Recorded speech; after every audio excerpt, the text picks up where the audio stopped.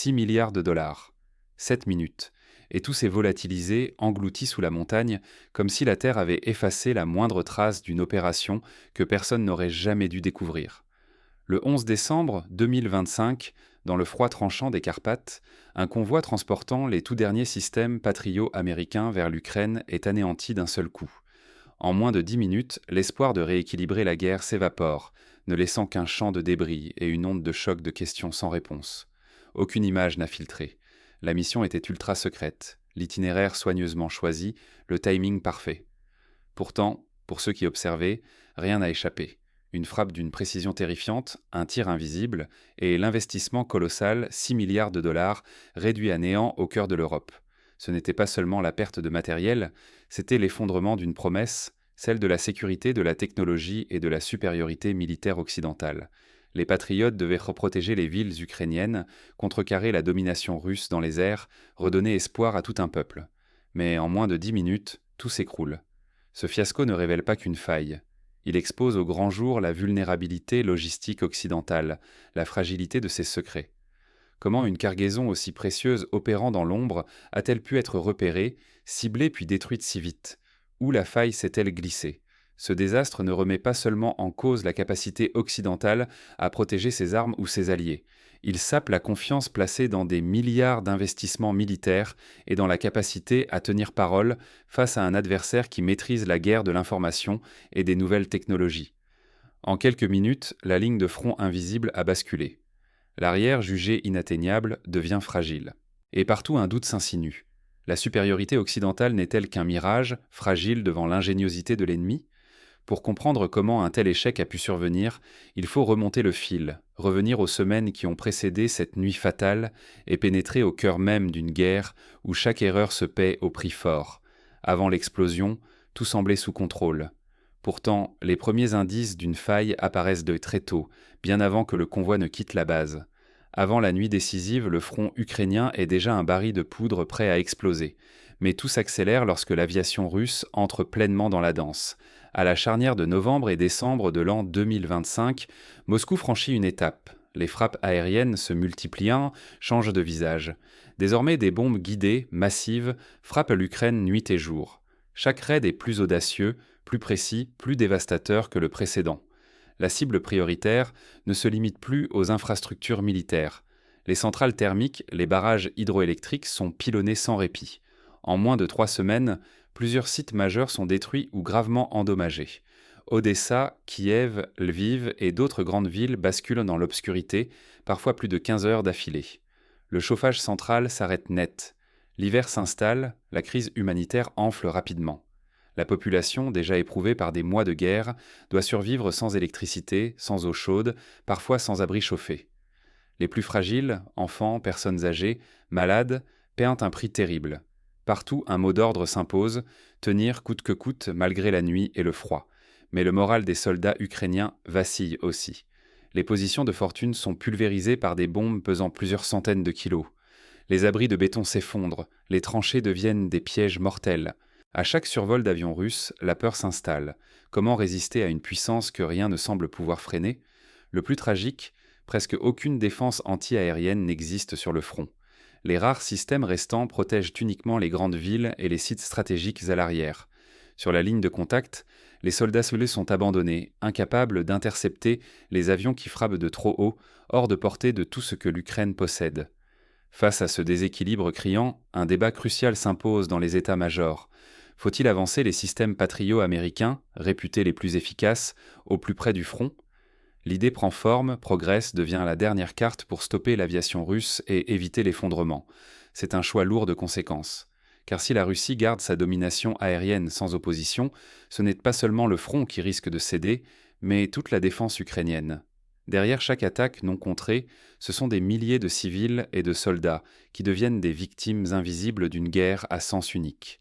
Les regards des chefs militaires, ukrainiens et occidentaux, convergent alors vers une seule option: hâter l'envoi de nouveaux patriots, les installer au plus vite, tenter l'impossible pour inverser la tendance.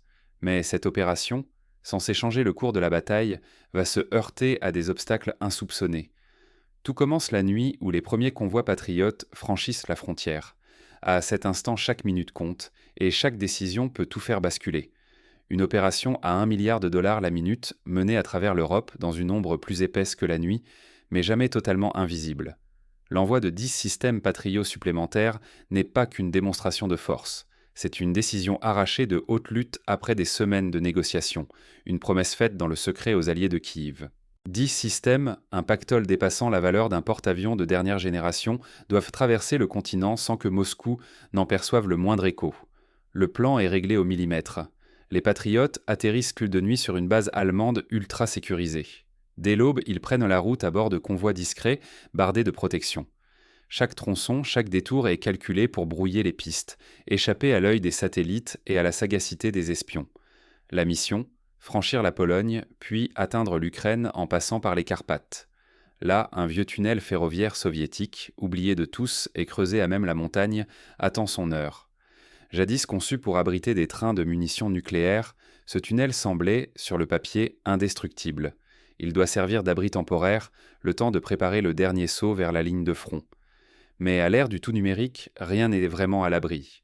Les Américains modifient sans cesse les horaires, brouillent les communications et ajustent l'itinéraire en temps réel. Les équipes de sécurité s'attendent à l'imprévisible. Mais la menace est déjà là. Dans l'ombre, la chasse a commencé. Satellites russes, drones furtifs, infiltration d'agents au sol. La colonne de véhicules est repérée, filmée, suivie. Quelqu'un transmet les coordonnées exactes du tunnel, minute par minute, à Moscou. Le refuge devient guet-apens. En pleine nuit, au cœur des Carpates, des centaines de millions de dollars en technologie de défense patientent sous la roche, certains d'être à l'abri. Mais la supériorité du renseignement russe et l'apparition d'armes capables de percer la montagne bouleversent la donne. Ce bunker, censé être le plus sûr d'Europe, se transforme soudain en cible idéale. Le danger est immense. En une nuit, tout peut basculer. Perdre l'équivalent du budget militaire d'un pays européen. Offrir à l'adversaire une leçon de vulnérabilité occidentale et laisser sur le terrain les soldats chargés de cette mission impossible. L'opération, censée renverser la dynamique du conflit, menace de devenir son revers le plus cuisant. Lorsque la faille logistique est exposée, la riposte ne tarde pas. Mais l'attaque qui se prépare va frapper plus vite et plus fort que tous les scénarios envisagés. Dès les premières secondes, tout bascule. 4 missiles, 7 minutes. 1200 roquettes, 10 systèmes de défense et 125 vies ensevelies sous la roche. Ce matin-là, dans les Carpates, la Russie frappe avec une précision chirurgicale. 4 Kinzhal, missiles hypersoniques conçus pour traverser 100 mètres de montagne, s'abattent à la frontière de l'impossible. Aucune alerte, aucun refuge, aucune riposte. Sous l'épaisseur des tunnels creusés en secret, tout s'effondre, le matériel flambant neuf, 10 batteries patriotes qui devaient changer le sort du front et plus de 100 soldats et techniciens engloutis dans la pierre. En un éclair, 6 milliards de dollars d'espoir occidental disparaissent, pulvérisés à des centaines de mètres sous terre. À Washington et à Kiev, le choc est instantané. La salle de crise s'emplit d'incrédulité. Comment la Russie a-t-elle pu localiser avec une telle précision ce convoi protégé par les meilleures unités, planifié dans le plus grand secret ? La question des fuites hante chaque officier. Certains murmurent le mot « taupe », d'autres redoutent une supériorité technologique russe absolue. L'onde de choc psychologique est foudroyante. S'il n'existe plus de sanctuaire, où trouver la sécurité ? Les autorités ukrainiennes tentent d'en détouffer l'affaire. Mais comment dissimuler un cratère visible jusqu'aux vallées voisines, des secousses sismiques enregistrées jusqu'en Pologne et des images satellites déjà virales ? En ligne, les fragments de vidéos, les traces de panique, les rumeurs incontrôlables attisent la peur et la défiance. La vérité s'impose, brutale. Même les forteresses de l'Occident ne résistent plus aux armes russes. Sur le terrain, l'espoir s'effondre. Les soldats apprennent que le bouclier invisible a été détruit avant même sa mise en service. Le sentiment de vulnérabilité s'étend jusqu'aux bases arrières. Les désertions se multiplient, la confiance dans l'alliance s'effrite. En une seule frappe, la Russie ne pulvérise pas seulement du matériel, elle piétine le moral et la crédibilité occidentale. Au-delà de la perte matérielle, c'est la réputation de l'Occident qui vacille. L'efficacité de milliards investis, la supériorité technologique affichée, la cohésion des engagements, tout est remis en question. Si même les armes promises sont broyées dans la roche, que reste-t-il face à l'offensive russe ? Mais l'impact du choc ne s'arrête pas là. Dans les coulisses, chaque camp s'interroge sur la prochaine faille, la prochaine cible. L'escalade paraît inévitable. 6 milliards de dollars n'ont pas suffi à rendre la livraison invisible. Pas d'avantage à garantir la sécurité, ni à créer un effet durable. L'opération ultra-secrète, censée bouleverser le conflit, s'est transformée en un rappel brutal. La puissance occidentale a ses limites, et elles viennent d'être exposées au grand jour. Première leçon. À l'ère des satellites, des drones et des capteurs partout, dissimuler d'immenses transferts d'armes relève presque de l'impossible. Face à une puissance dotée de moyens de surveillance avancés et d'agents infiltrés, l'OTAN découvre que la guerre logistique est aussi une guerre du renseignement. Une faille dans la contre-ingérence peut réduire à néant des mois d'efforts. Deuxième leçon, même les équipements les plus sophistiqués deviennent vulnérables sans une chaîne logistique impeccable. Les convois géants traversant les Carpates, malgré toutes les précautions, restent des cibles idéales pour un adversaire expert en collecte d'informations et en frappe chirurgicale. Troisième leçon, la supériorité technologique, longtemps considérée comme l'atout maître de l'Occident, touche ici ses frontières. Les missiles hypersoniques russes, fruits d'années d'innovation, ont anéanti en quelques minutes ce que des années d'investissements occidentaux avaient permis d'assembler.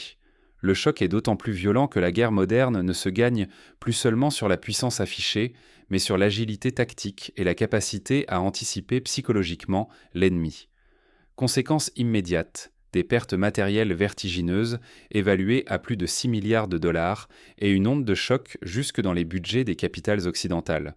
Les débats sur l'argent public, la transparence stratégique et l'efficacité réelle des aides militaires se ravivent avec une intensité nouvelle. Comment défendre devant les citoyens des investissements aussi colossaux qui partent en fumée en l'espace de quelques heures, sous les yeux du monde? Mais au-delà du coût, c'est tout le modèle de soutien à l'Ukraine qui vacille. La doctrine des livraisons massives, conçue pour compenser l'avantage numérique adverse, atteint ici ses limites. Les armes n'ont d'impact que si elles arrivent intactes, sont bien employées et restent protégées sur toute la chaîne logistique. Sinon, elles deviennent des trophées pour l'ennemi et des symboles d'impuissance. En toile de fond, c'est la crédibilité occidentale qui chancelle. Si l'adversaire impose son rythme et pousse à revoir des stratégies éprouvées, le risque est double. Perdre l'ascendant militaire et voir la confiance des alliés comme des opinions publiques s'effriter durablement. Dans ce climat de doute, les états-majors occidentaux cherchent fébrilement des solutions. Mais le temps presse et chaque heure qui passe renforce l'audace de l'adversaire. Le tunnel des Carpates laisse une leçon implacable. Sans la maîtrise absolue de la logistique et du renseignement, la supériorité technologique se volatilise en un instant. Ce fiasco n'est pas qu'un revers matériel, il s'agit d'un signal d'alarme assourdissant. L'Occident, convaincu que la technologie fait sa force, découvre sa plus grande faiblesse là où il s'y attendait le moins. Les systèmes patriotes, jadis symbole intouchable de la puissance américaine, n'ont pas été vaincus par une arme secrète, mais par une combinaison de renseignements ciselés, d'attaques coordonnées et d'une guerre psychologique savamment orchestrée. La frappe éclair dans les Carpates a mis à nu une faille gigantesque. L'incapacité à sécuriser les routes d'approvisionnement et à anticiper les coups de l'adversaire sur le terrain de l'information. Le problème n'est pas un manque de matériel, mais une illusion dangereuse, croire que la logistique et le renseignement sont secondaires. En réalité, sans protection totale des flux logistiques et sans domination sur l'information, chaque livraison sophistiquée se transforme en cible idéale. Ce revers de décembre 2025 a coûté bien plus que des milliards engloutis. Il a fissuré la confiance des alliés, démoralisé les partenaires locaux et ébranlé la crédibilité de l'Occident tout entier. Si ce schéma se répète, le risque est colossal. Voir l'influence occidentale s'évaporer, les frontières jadis réputées inviolables vaciller et des investissements titanesques disparaître dans le chaos d'une guerre hybride. Refuser de repenser les priorités stratégiques aujourd'hui, c'est déjà accepter la défaite de demain. Les adversaires de l'Occident n'accumulent pas seulement des victoires militaires. Ils imposent leurs récits, s'emparent de la psychologie du champ de bataille et redessinent les règles du XXIe siècle. La supériorité technologique seule ne suffit plus.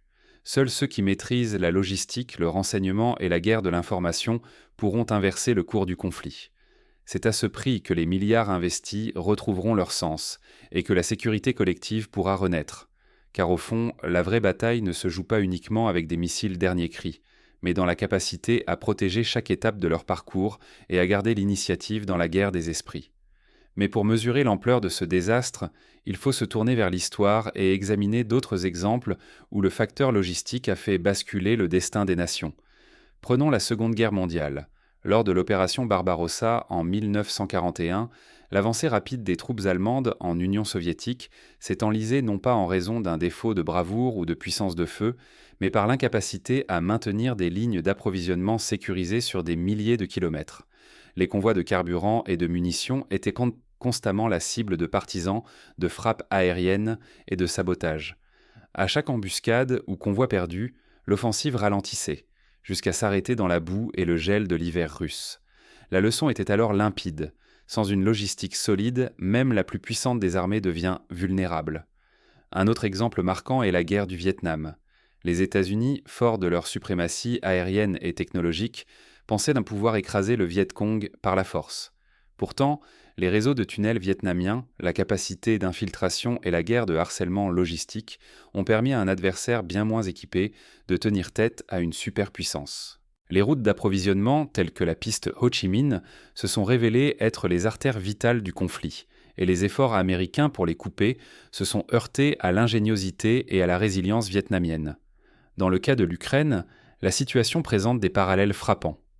L'illusion de sécurité créée par la technologie occidentale, tout comme la confiance excessive dans les capacités de déni d'accès, a été mise à mal par une adversité implacable et une innovation constante du camp opposé. Les Russes ont démontré une capacité redoutable à exploiter la moindre faille logistique, en utilisant conjointement le renseignement humain, la surveillance satellitaire et les armes de nouvelle génération. Mais que faire dans ce contexte où chaque convoi, chaque livraison, chaque mouvement peut être détecté, suivi puis anéanti? Premièrement, il faut investir massivement dans la sécurité des communications et la détection des fuites d'informations. Cela implique de mettre en place des systèmes de cryptage de nouvelle génération, de renforcer les processus de vérification des personnels impliqués et d'adopter une culture de sécurité inspirée des agences de renseignement les plus performantes au monde. À titre d'exemple, l'adoption de cellules compartimentées où chaque équipe ne connaît qu'une partie de la mission, comme cela se faisait déjà pendant la préparation du débarquement de Normandie, peut drastiquement limiter l'impact d'une taupe ou d'une fuite. Deuxièmement, il est crucial de diversifier les itinéraires et les méthodes de transport. Plutôt que de miser sur des convois géants, il serait judicieux d'opter pour une multitude de petits envois, synchronisés et dispersés, afin de rendre leur détection et leur destruction beaucoup plus complexes. Cette tactique, utilisée par les Britanniques lors du pont aérien de Berlin en 1948, avait permis de contourner le blocus soviétique et de maintenir la ville à flot contre toute attente. Troisièmement, l'innovation doit aller au-delà de la technologie hardware. Il s'agit de développer des leurres, des convois fantômes, des émissions radio délibérément trompeuses et d'utiliser l'intelligence artificielle pour anticiper et déjouer les modes de surveillance adverses.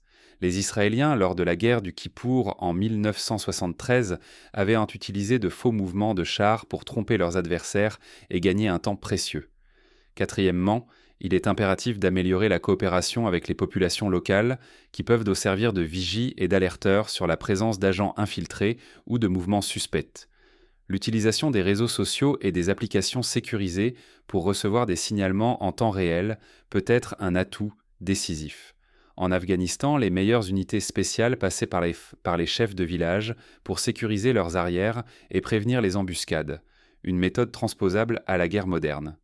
Cinquièmement, il faut accepter que la guerre de l'information n'est pas un théâtre secondaire, mais un champ de bataille à part entière. Les opérations de désinformation, la maîtrise de la narration et la capacité à répondre rapidement aux crises médiatiques sont essentielles pour garder la confiance des alliés et des opinions publiques.